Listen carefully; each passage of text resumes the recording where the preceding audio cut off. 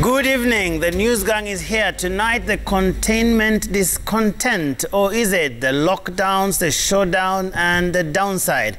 Also on the show, which BBI is which? The 47 versions and other short stories from Parliament. Also on the show tonight, who wants a job? The IEBC is recruiting. Give it a try. On the memo tonight, why Jamila is blaming the chicken and the mongoose all at the same time. Yvonne is taking on the irregularities and illegalities around anniversary towers. Sounds familiar? The kicker is on land and those cash crops. Who is smelling the coffee? The punchline has a wish list for the president's next address. And on the angle tonight, just what have political parties really ever done for us in this country? You tell me. AU has negotiated with the manufacturers of the vaccines, particularly Johnson & Johnson, Pfizer and others, so that we are able to purchase the vaccines at a discounted rate. Originally, we were told is that it is unwise to mix, but now we are also hearing the Chinese beginning to say that they might begin to mix the vaccines. So I think the jury is still out on this one. All right, so Wilson Mushora is our sign language gangster tonight. And we will start, ladies and gentlemen, with that place where Mutai Kagwe seems to have left it off. And we're talking about vaccines. Right now, the world over, there is a whole conversation about vaccine, not just because COVID-19 numbers are rising, going down, rising, and that sort of thing. But Jamila, there's a real issue about vaccines right now. That's true. And from what the minister said yesterday, we got a clarification from him. He was saying that Kenya is looking to acquire about 17 million doses of the COVID-19 vaccine, 7 million doses of the Pfizer, and 10 million of Johnson & Johnson. That's by June this year. And you know, in the country, we've had worry from those who had gotten the first dose of the AstraZeneca vaccine when it emerged that the second dose will be delayed. And we had government officials and ministry officials explaining to us that the second jab is supposed to be gotten between 8 and 12 weeks, and there's no need for alarm. Even the president himself, in his address, I think on 26th of March, said the same thing, that everyone who had gotten the first dose will get the second one. That's one thing. But now the worry that we have as a country, even with the vaccine, is about infections. We are in the disease-infested zone, as it was termed, the 5 counties. That name again. Yes, that name again. And we, of course, the measures that were there, the lockdown, the curfew, the restriction of movements and all that. And you've noticed that in the past few days, the numbers have been sort of yo-yoing. We had up to about, we've come from a high of 22% to about 14.7%, which is an average of this month so far in the 22 days. Today we had a positivity rate of 15%, but 2 days ago it was 9%. So it's going up and down. But now the worry that is coming in now is in the counties, where now they're noticing that cases are going up in places like Uasin Gishu, in places like Murang'a, in places like Kitui, in places like Mombasa, in places like Elgeyo Marakwet and Kericho. And now that is starting to worry the government, because these are outside the DIZ, the zones that have been, that Nairobi is one of. And that's one. And two, it's just not Kenya that is suffering. I was looking at a report by WHO, I hope I get it here, and it shows that in the past 1 week, the world has broken a record set at the beginning of 2021 in terms of new infections. As of the end of last week, that is up to Sunday, there was 5.24 million new cases of infections of COVID-19, compared to the highest number that they had in January, which was about 5.04 million cases. On top of that, more people have died in the past 1 week. I think we've had another record has been broken, over 83,000 deaths, compared to about 76,000 the previous week. In fact, so far, over 3 million people have died. And what is interesting is that it took 9 months for us to report 1 million deaths. It took 4 months to pass the 2 million mark, but it's taken less than 3 months to reach 3 million people who have died. And you look at vaccines around the world. Kenya here, we are about 700 and something thousand. Globally, over 190 million doses of the vaccine have been given. About 132 of those have been, over 100, it's about 910 million shots of the vaccine have been given across the world, with the US leading. India is another country that was doing very well in terms of giving vaccines. About 130 million Indians have gotten at least one dose. In fact, the country had been on track to have about 300 million people get the vaccine by June. Then now they've suddenly gotten an explosion of infections in the country. In fact, they've broken a new record. Over 312,000 people got infected in just one day. The country is grappling with lack of oxygen, lack of hospital space, lack of ventilators, and it is so bad. That spike is part of a problem with the AstraZeneca vaccine supplies. Exactly. And now remember what we were talking about, how one of the issues that we are having with the shortage of AstraZeneca that we may be experiencing in the country is because the Serum Institute in India has stopped exporting the vaccines because they need it themselves more. And the government has been blamed in India because, one, there's a religious festival that happened and over 1 million people were allowed to go for it. Yes. Is that what is that pronounced right? Yes, and they go to the Ganga River. It's important to the Hindus, and they were allowed to go. Over 1 million pilgrims were there. And on top of that, there were very many packed rallies in several states, and the government allowed that to happen. The government of Prime Minister Narendra Modi actually had managed to contain the virus in the past year or so. But then now it's sort of like they dropped the ball. The cases are so high. India is breaking records every day. And if you compare it to just things were like 2 months ago. In February. In February, they were reporting around 11,000 new cases. About 100 people or less were dying. Now they're looking at over 2,000 deaths in a day. So I think what I'm trying to say here is that COVID is still there. Yep. And experts have told us we'll be seeing those yo-yos, even here in Kenya, where we'll have another wave, and then it goes down, and then it comes up again. So it's just up to us to be careful and not go the India route.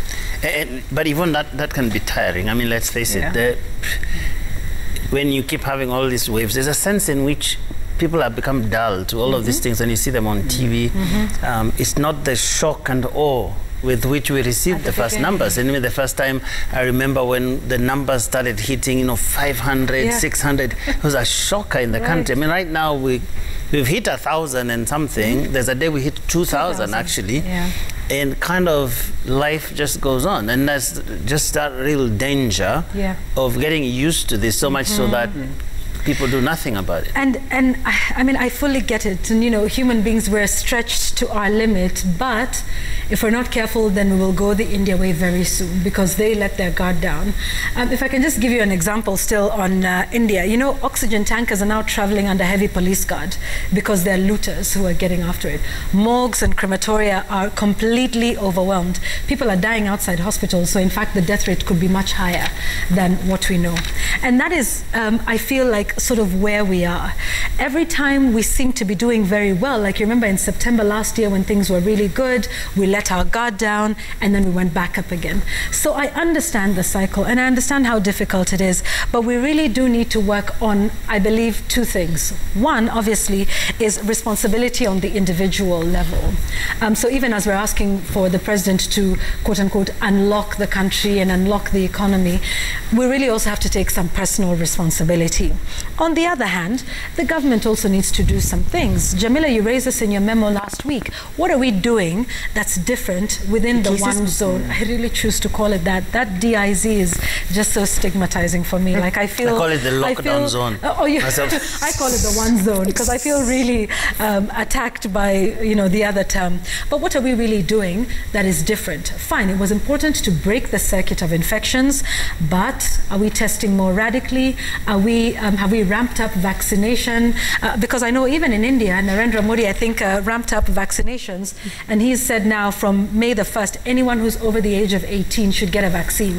Before that, it was anyone over the age of 45 and frontline workers. So what are we doing here, to make sure that we are actively stopping that spread? So that if we do open it up, whenever we do open it up, we've fully contained it. I also would like to emphasize, and I think I've done this explainer now twice, for us to not focus on that positivity rate alone.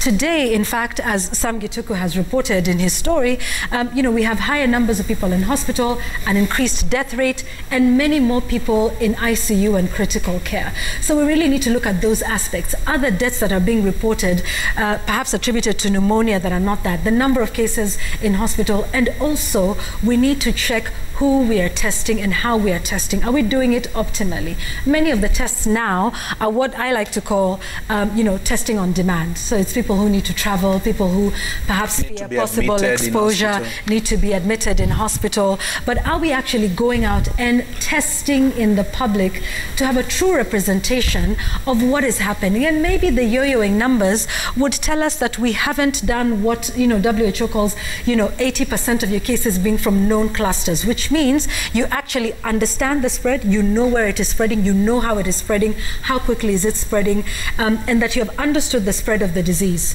But right now I'm not sure we're optimally testing in terms of the numbers, and that we are testing the right people and going out there into the community and seeing that, even though I know we say that things like contact tracing in a place where community spread transmission is now well established, but it really is important for us to be tracking those numbers, seeing where they're going, and so that for me I think remains the concern, and also the manner in which the so-called crackdown has been happening, and I'm sure we'll talk a little bit about that.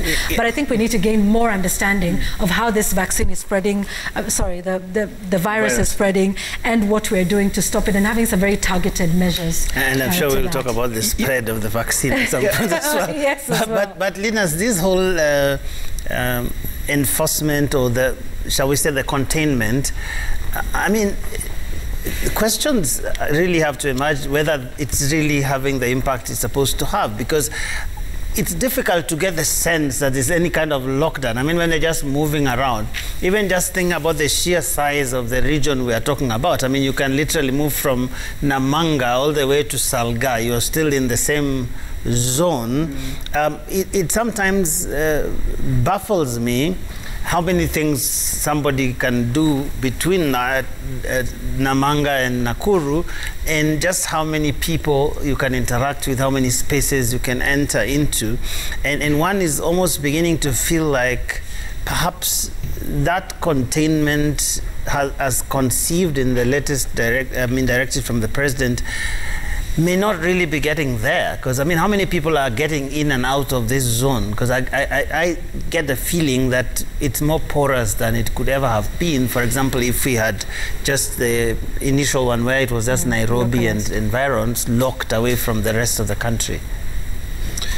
It's a question that ought to actually be put across to our experts, the people that are advising the government on what to do as a response to this COVID-19 containment measures, because it'll be interesting to hear what their rationale was in having such a big area as a containment zone. Because one would say, even from a layman's point of view, that to control a pandemic or a disease, whatever it is, you need to contain it at its smallest unit. Keep it close. Keep it close. It could even be down to a house, and even in the house down to a room. That's why when you have an infected person in a room, you don't tell them, this home is a home infested zone, so you can walk, you can go to any room, because the thing is, you'll be putting at risk the people in the home that are not infected. So the question is really pertinent and ought to be explained by our experts, how they ended up deciding that, like you say, Salga and Namanga, and I don't know which end point in Machakos, and another one in Kiambu. It goes all the way to Matu and those places. And you remember very well that Francis was not amused that flights into Kiambu were also restricted in the... From where? Nairobi? From Nairobi to Kiambu? So the thing is, I find that whole zone quite big. Let's come to the other issue here, Joe, and that is the methodology of imposing these restrictions. What we saw last Saturday reminded me very much of the first week of restrictions last year when COVID-19 started. You had policemen who were eager to show force, brutality, dominance. Now, this is a disease. It's not exactly a political riot. It is not a mass action. it's something that requires a bit more of a thoughtful way of handling it, which is why I found it really deplorable that there'll be people stuck on Thika Road who are trying to make their way to hospital. You remember, Francis, there is a story about a man who spent some time there with the body of their mother. Yes. How undignifying is that? Now, what spread are you controlling exactly?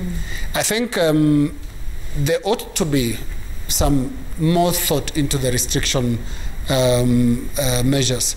Of course, we are faulted at all times, and Kenyans ought to be faulted because we push the limits. It's 8 p.m. and you're starting off your journey at 8 p.m.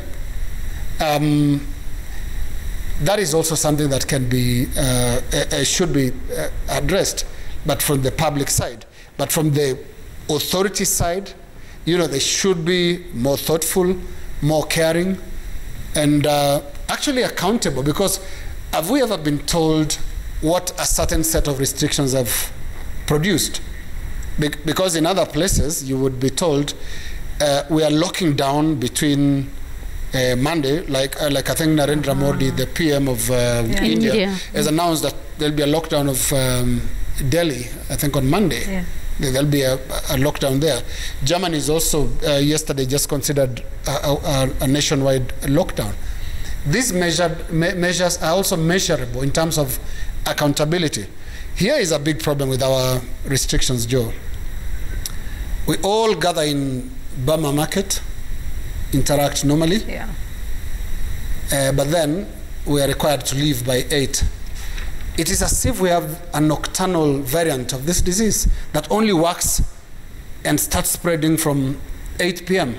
Don't worry about how you're interacting in the markets, because the truth is we are not keep social distancing in markets. You're not distancing in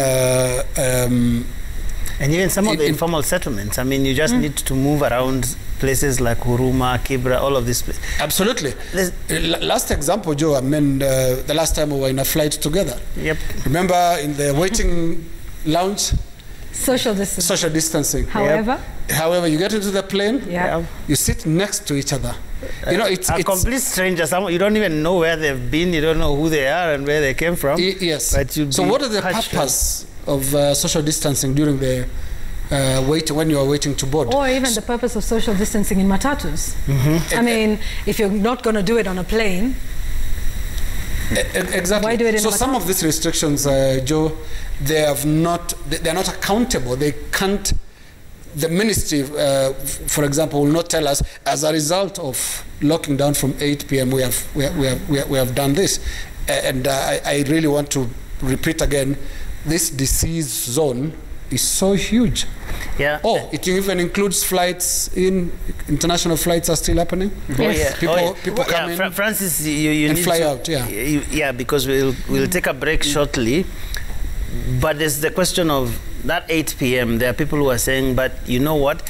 Just the practicality of that in our setup, where someone leaves Nairobi at 5 to go to Rongai, for example, and by 7:30 they're still stuck somewhere around Bomas of Kenya, and by the time they're getting into Rongai, it's way past 8, and it's been 3 hours, and I mean, not that many employers are releasing people at 3 or whatever, as the government has been saying. I don't know if there are people actually who are released at 3, for example, instead of 5, because they have to make it for before the curfew.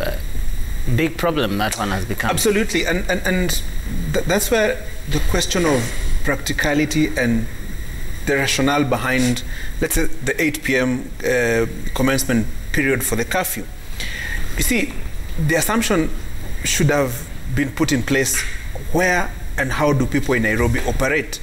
It is not necessarily true that people live and work at the same place. There's somebody who works, let's say, in Westlands and lives in Rongai. They have to commute from Westlands, get to town. There's traffic jam, there's construction of the express highway that is ongoing. Obviously, it has contributed to some more traffic, which is the construction is a good thing because it is coming to deal with a certain problem. But in the meantime, before it is completed, we will have to live with heavier traffic than normal. But if somebody has to commute from, let's say, Westlands, has to commute, let's say, from Kawangware, and they live in Thika, or along Thika Road, maybe the 8 p.m. idea was not a very good idea, in my opinion. I've looked at scenarios in major termini between 6 p.m. and 8 p.m. Very many people. Having worked in the matatu sector previously, if, for example, you have carried your passengers at 6 p.m. We'll get details of that. This is important. I did. It is very important. This story I've had. Let's say you've carried passengers at 6 p.m. in the city center, and you're going, let's say, to Banana Hill, Route 106. It is highly unlikely that you'll make another trip back to the city, isn't it? So it means the demand for passengers back in the city will be way higher. So one, you will force people to pay higher fares than ordinarily they would pay. Let's say a distance of about 100 bob, because there will be fewer matatus and more passengers, the fare will rise to about 250 shillings. And you have two choices: to stay where you are or to board the matatu and go home. In any case, staying back would be more expensive, because if you're to look for accommodation elsewhere, it will cost you more than that. Well, maybe now you can spend time with the cops. And or even spend with the cops, you know, by a bonfire. So the long and short of it is, the 8 p.m. idea, I don't think it was a good idea. Let me touch a little bit on what happened on Saturday. It's not a scenario that you can say was right or wrong. Why do I say so? Because on one hand, there's freedom, but comes with responsibility. But at the same time, there's a question of enforcement. Even that enforcement ought to have a human face. It ought to be humane. Because there are people who are wrong, actually. They kept the hour too close, and they were at the wrong place at the wrong time. Those are the people who probably necessitated even the huge snarl-ups that we saw, the ambulances that we saw, and everything else. But on the other hand, keeping them all together on the traffic, was it a very wise thing? Maybe some shock therapy, that is what the government intended, but I think the enforcement, good as it ought to be, should have with it some human face and some sense. I would look at it from a rational point of view. So now that they have been locked up for all those hours until 4 a.m. along the Thika Superhighway, did it resolve anything?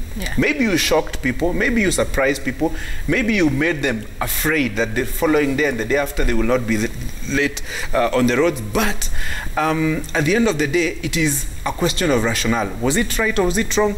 There's no proper answer for it, because on one hand, it is important to be responsible. No freedom comes without responsibility. But on the other hand, enforce it in a manner that does not make the situation worse. I think we take the break, then we come back, because this is, let's take a break. News Gang will be right back, and we have lots more coming up, including a little bit of that lockdown, but then we'll also talk about BBI, IEBC, and that idea that part of the cabinet could be illegal.